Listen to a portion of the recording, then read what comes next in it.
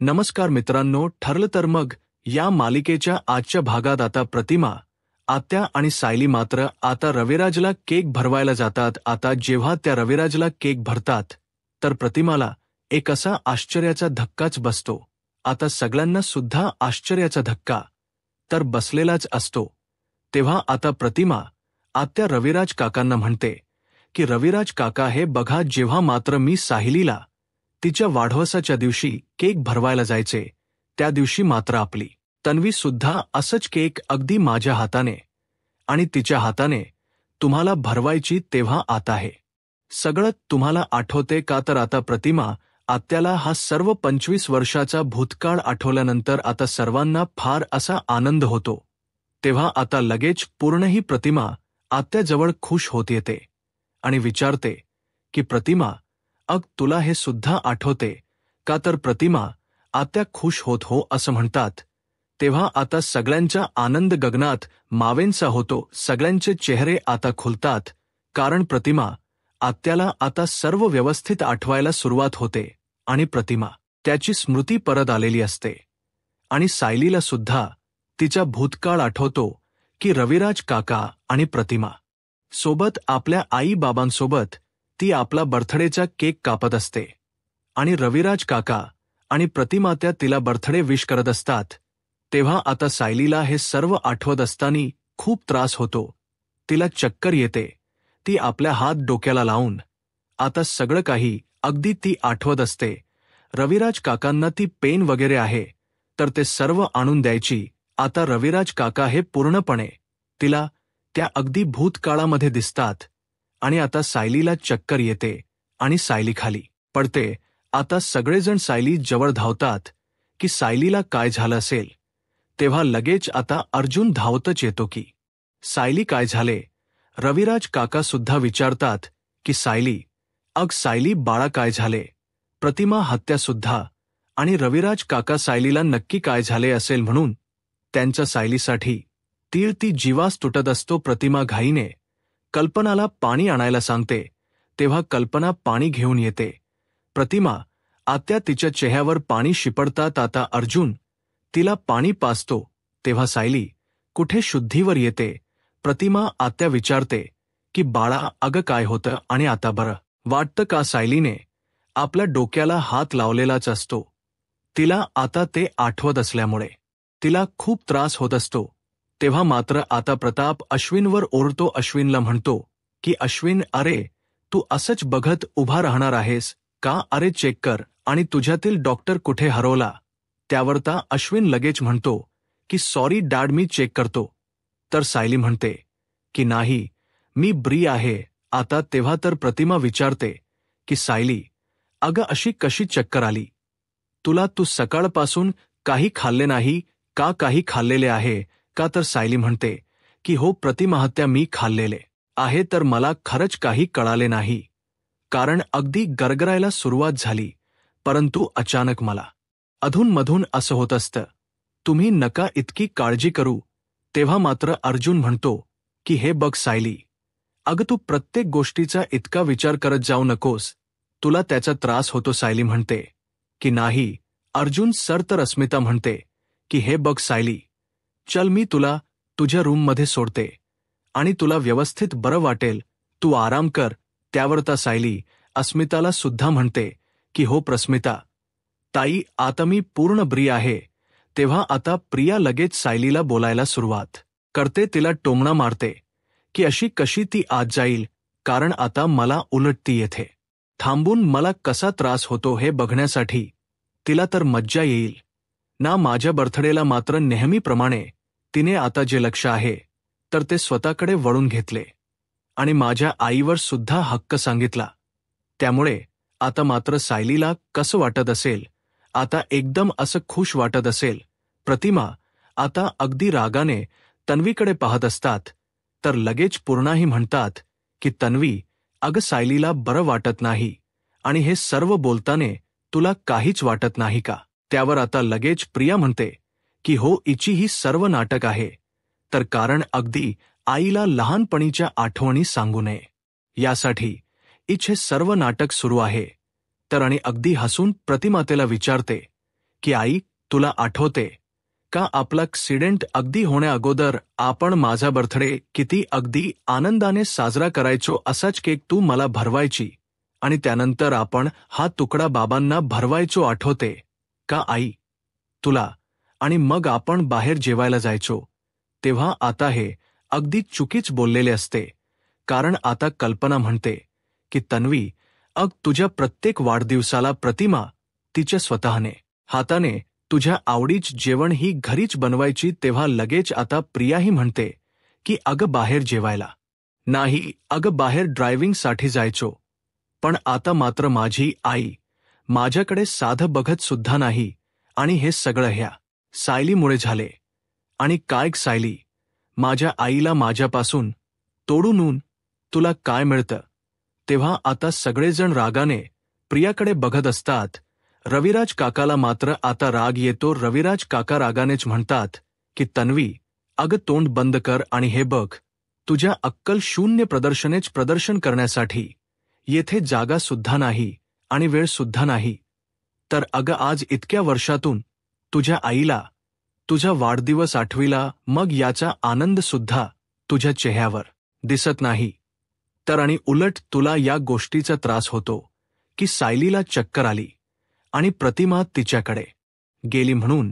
आणि हे तुझं आई बद्दलच प्रेम नाही, तर सायली बद्दलचा राग आहे. तर तेव्हा आता पूर्णही म्हणते की हे बघा रविराज, कशाला पालत्या घड्यावर पाणी घालतात? तुम्ही आपल्या आईच्या गोळ्या बदलणारी मुलगी ही कशी सुधारू शकते? तेव्हा आता सगळेजण तन्वीला म्हणजे या प्रियाला बोलत असतात.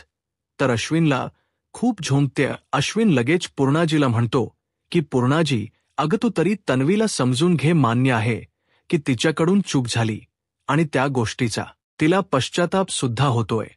आणि आपली आईही त्या सायलीवर प्रेम करते, हे मात्र तिला सहन होत नव्हते. आणि सांग, कुठल्या मुलीला हे सर्व आवडेल बरं? तेव्हा सचिन लगेच आता अस्मिताला विचारतो की अस्मी, हे बघ, तन्वीने स्वतःच्या आईच्या गोळ्या बदलल्या तरी सुद्धा अश्विन आता त्या तन्वीचीच बाजू घेतो का? तेव्हा अस्मिता म्हणते की अरे, तुला जर त्याचा एक किस्सा सांगितला तर तू अगदी वेडा होशील, कारण तो इतका वेडा झालेला आहे, बायकोच्या प्रेमामध्ये अगदी वेडा झालेला आहे. तो आपल्या बायकोच्या प्रेमात अगदी परफेक्ट उदाहरण आहे तो अश्विन. त्यानंतर आता प्रताप अश्विनला म्हणतात की हे बघ अश्विन, तू सुद्धा तिची बाजू घेणार होतं, हे आम्हाला माहिती होतं. पण आता सगळं काही तुझ्या मनासारखे झाले. तू तिचा वाढदिवस साजरा केला आणि अगदी आरडा सुद्धा झाला. त्यामुळे झाले ना तुझ्या मनाचे समाधान. त्यामुळे प्लीज तू आता तरी शांत रहा आणि या घरामध्ये अगदी थोडंसं तरी पॉझिटिव्ह वातावरण राहून दे. किंवा मात्र आता सगळेजण एकमेकांकडे पाहत असतात. अश्विन आणि प्रिया मात्र यांचा चेहरा अगदी बघण्यासारखा होतो. ते अगदी रागाने पाहत असतात. आणि तेवढ्यात सचिन आता अस्मिताला अगदी थोड्याशा मोठ्या आवाजात म्हणतो की अस्मी, मी काय म्हणतो, तू सायली वहिनीबद्दल आणि प्रतिमा यांच्या बॉन्डबद्दल सांगायची. आणि हे बघ, जरीही मी त्या दोघींना बघितलेलं नसेल तरी सुद्धा या दोघींना बघितल्यानंतर मी असं म्हटलं असतो दोघी सख्या मायलेक आहेत. तर आता हे म्हटल्यानंतर आता प्रतिमत्या आणि सायली एकमेकींकडे पाहतात. आता दोघींना हसू येते. तेव्हा पूर्णाई म्हणतात की आम्हाला तर नेहमीच असं वाटतं. त्यावर रविराज काका सचिनला विचारतात की सचिन, दुर्दैवाने ते सर्व खरं नाही, कारण आमचं नशीब तेवढं चांगलं नाही, कारण या प्रियासारखी मुलगी आम्हाला मिळाली म्हणून. मात्र आता प्रिया मनात तिला इतका राग येत असतो आणि मनात म्हणते की नशीब त्या प्रतिमात्याला तिचा वाढदिवस आठवला, परंतु आता तिला जर आपल्या मुलीबद्दल जर काही आठवले तर मात्र अवघड होईल. आणि त्या दिवशी मात्र तन्वी म्हणून माझा शेवटचा दिवस असेल. तर आणि त्यात म्हणजे माझे ते दळभद्री आईवडील आहेत ना, तर ते सुद्धा इथे ठाय मांडून बसलेले आहेत. आणि एक तर सगळ्यांचा ओरडा माझ्यावरच बसतो. तर लगेच अश्विन आता तन्वीला म्हणतो की सॉरी तन्वी, रिअली सॉरी. माझाच हट्ट होता की तुझा वाढदिवस येते सगळ्यांच्या समोर घरी साजरा करायचा म्हणून. मला हेच वाटलं होतं की आजचा दिवस तरी या घरातील लोक अगदी तुझ्याशी छान वागतील म्हणून बरं, काही हरकत नाही. असो, चल आता आपण दोघे आपल्या रूममध्ये जाऊयात आणि नंतर आपण छान असं बाहेर जेवायला जाऊयात, कारण तू कितीही काही केले तरी सुद्धा या लोकांना तुझी किंमत नाही येणार आणि ह्या अशा माणसामध्ये मला आता नाही थांबायचं असे बोलून आता तो तन्वीच्या हाताला धरतो आणि त्या तन्वीला म्हणजे प्रियालाला तेथून रूममध्ये घेऊन जातो. आता सर्वजण हे पाहत असतात.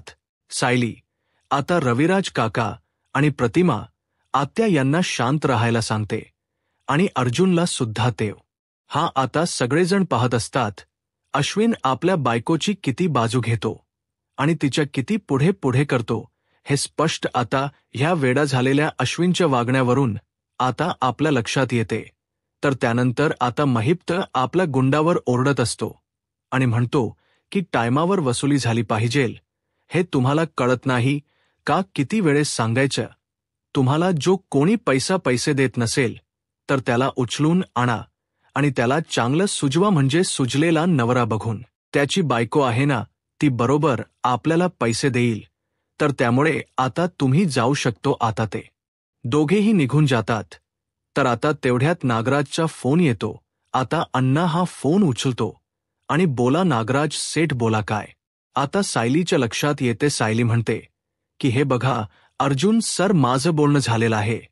तर तेव्हा आता अर्जुन तोंडावर बोट काही काढत नाही आणि म्हणतो की हे बघा मिल्ड, मला बोलण्याची परमिशन हवी आहे, तर मिळेल का? तेव्हा आता सायली चिडते. सायली म्हणते की झाली ना मस्करी सुरू, मी तर काही बोलणार नाही म्हणून रागाने ती अगदी तावताव झोपायला जाते.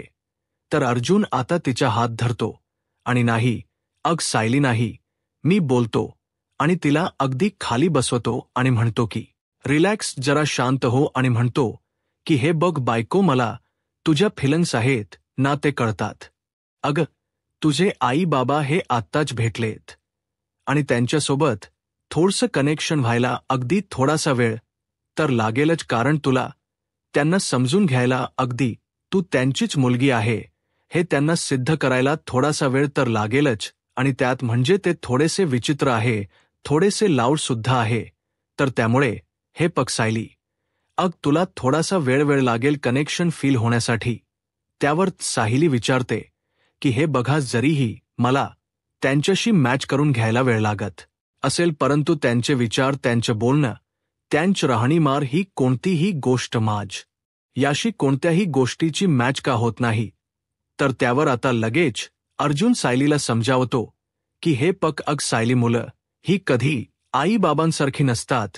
अग तन्वीचंच उदाहरण घे, ती आहे का तिच्या आई बाबांसारखी? अगदी त्यांच्या विरुद्ध आहे ती, ऑफिट. आणि हे पग सायली, अगं तुझ्यावर लोखंड्यांची नाही तर मधूनचे संस्कार झालेले आहे म्हणून तू अशी संस्कारी आहे, तर आणि म्हणून तू त्यांच्यापेक्षा वेगळी आहे. तर सायली चिडते. सायली म्हणते की हे बघा, तुम्हाला कितीही काही सांगायचं झालं तरी सुद्धा मी जे काही सांगते ते तुम्हाला नाही पटत, त्यामुळे याशी तुम्ही बोलू नका. तर तेव्हा आता सायली रागाने आपलं बेडशीट वगैरे घेते आणि अंगावर घेऊन ती आता रागाने झोपते. अर्जुन तिची मनोणी करत असतो की हे बघ अग सायली, तू चिडू नको का? चिडतेस इतकी? अग शांत हो जरा. अग तू चिडू नकोस बरं बायको, अग रागून झोपायचं नसतं म्हणून तो बायको म्हणून सायलीला आता आवाज देत असतो. तेव्हा आता सायली ऐकायला तयारच नसते. तर अर्जुन म्हणतो की आता नक्की मी काय करू, कारण आता हिचा राग घालवण्यासाठी काहीतरी मला करावे लागेल. आणि तेवढ्यात त्याच्या डोक्यामध्ये एक आयडिया येते आणि त्याचा चेहरा लगेच खुलतो आणि ती आयडिया तो आता सायलीवर वर्क करण्यास ठरवतो. आणि तेवढ्यात आता तो खाली येतो, कारण त्याला अग सायलीला खुश करायचं असतं. आणि तेवढ्यात खाली आल्यानंतर किचनमध्ये आता डब्यांचा आवाज आहे, तर तो त्याच्या कानावर पडतो. आता बघतो तर काय मैना काकू मस्त लाडूवर टाव मारत असतात. अर्जुन लगेच समोर येतो आणि म्हणतो की मैना काकू. तेव्हा आता मैना काकूच्या लाडवाचा जो घास आहे तर तो तोंडातच राहतो. लगेच आता तो लाडू लपवते आणि म्हणते की नाही, आणि आता अगदी घाबरून म्हणते की नाही हो, मी काही केलेले नाही. तर अर्जुन आता मैनावती काकूंच्या जवळ येतो आणि म्हणतो की नाही हो, तुम्ही काही केलेले नाही आणि काय करतात हे मी तुम्हाला नाही विचारलं, कारण मला ते दिसते की तुम्ही लाडू खातात. तर तेव्हा मैनावती म्हणते की हो लाडू, आणि काय ते काय होतं माहिती आहे तुम्हाला? रात्री जर मला भूक लागते आणि जर मी खाल्ले नाही तर मात्र माझं पित्त खवळत आणि मला खूप त्रास होतो. तेव्हा आता अर्जुन मैनावतीला म्हणतो की हे बघा, तुमचं झालं असेल तर तुम्ही प्लीज माझ्या रूममध्ये येताल का? एक काम होतं तुमच्या रूममध्ये चला, कारण मला सायलीसाठी तुमची साडी हवी होती. तेव्हा आता मैनावती हसते आणि म्हणते की काय साडी, आणि माझी ती पण सायलीसाठी? अर्जुन म्हणत की हो, आणि डोक्याला हात लावत म्हणते की अरे देवा, सायली मुली कशी माझी साडी नेसणार आहे? तर अर्जुन म्हणतो की नाही, तिला नेसायला नाही, तर तुमची जी साडी आहे ना, तर तिच्या अंगावर पांघरायला हवी आहे. तर आणि कसं आहे की आईची साडी जर तिच्या अंगावर पांघरली तर तिला आईच प्रेम मिळेल, आणि आईच्या त्या जिव्हाळ्याच्या प्रेमामुळे तिला अगदी मायेची ऊब लागेल आणि अगदी गाढ झोप तिला लागेल, म्हणून मी तुमची साडी सायलीसाठी मागितली होती. तर आता मैनावती हसते आणि म्हणते की हो, हसते, आणि एवढंच आहे का? चला मग मी तुम्हाला लगेच माझी साडी देते. असे म्हणून ती आता अर्जुनला आपल्या रूममध्ये घेऊन जाता जाता म्हणते की एक काम आहे की आता मात्र तुमचं काम झाल्यानंतर ती साडी मला परत देताल ना? तेव्हा अर्जुनला काही कळत नसतं. तर मैनावती पुन्हा विचारते की तुमचं काम झाल्यानंतर ती साडी परत देताल ना? आणि चला मग तेव्हा लगेच आता अर्जुन म्हणतो की लाडू खाऊन घ्या, तुमचं पित्त वाढेल, तोपर्यंत मी डबा ठेवून देतो. तर मैनावती आणि अर्जुन आता मैनावतीच्या रूममध्ये निघून जातात. त्यानंतर आता प्रिया इकडे आता आपल्या रूममध्ये आलेली असते आणि तिला जबर शॉक बसलेला असतो. ती स्वतःला अगदी चिडून म्हणत असते की आज मात्र केक कापताने जे काही घडलेलं आहे तर ते हॉरिबल होतं. जितकं मी सावरण्याचा प्रयत्न करते तितकं माझ्या हाताबाहेर जात आहे. म्हणजे आता या सगळ्याचा अगदी सायलीवर परिणाम होतो आणि मी खोटी आहे हे मात्र आता सिद्ध व्हायला सुरुवात झालेली आहे.